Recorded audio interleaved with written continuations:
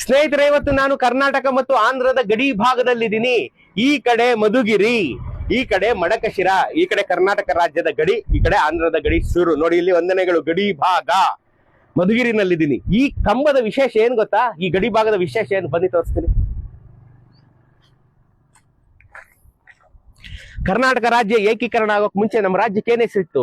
ಮೈಸೂರು ರಾಜ್ಯ. ಇದು ಮೈಸೂರು ರಾಜ್ಯದ ಗಡಿ. ಏನಪ್ಪ ಧರ್ಮಿ ಸಾಕ್ಷಿ ಅಂತಂದ್ರೆ ಇಲ್ಲಿ ನೋಡಿ, ಇಲ್ಲಿ ಕೆತ್ತಿದಾರೆ ನೋಡಿ, ತೋರಿಸಿ ಬ್ರಿಜೇಶ್. ಮೈಸೂರು ರಾಜ್ಯದ ಗಡಿ ಇದು ತೋರಿಸ್ತಾ ಇದೀರಾ? ಅದು ಎನ್ಗ್ರೇವ್ಡ್.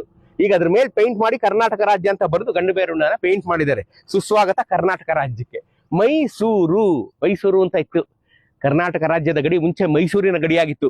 ಮೈಸೂರಿನ ಗಡಿ ಅಂತ ತೋರ್ಸೋಕೆ ಉಳ್ಕೊಂಡಿರ್ತಕ್ಕಂಥ ಏಕೈಕ ಪಿಲ್ಲರ್.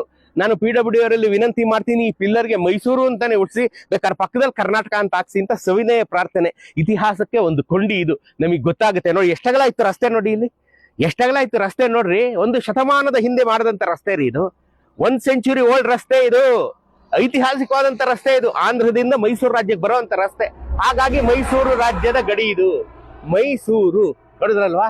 ಈ ಕಡೆ ಬಂದಾಗ ಮಹಾರಾಜರು ನೆನ್ಸ್ಕೊಂಡು ಒಂದು ಸಲ್ಯೂಟ್ ಹೊಡಿರಿ. ಮಹಾರಾಜರು ಹೊಗಳಕ್ಕೆ 10,000 ಕಾರಣ ಅಲ್ವೇನ್ರಿ? Love you.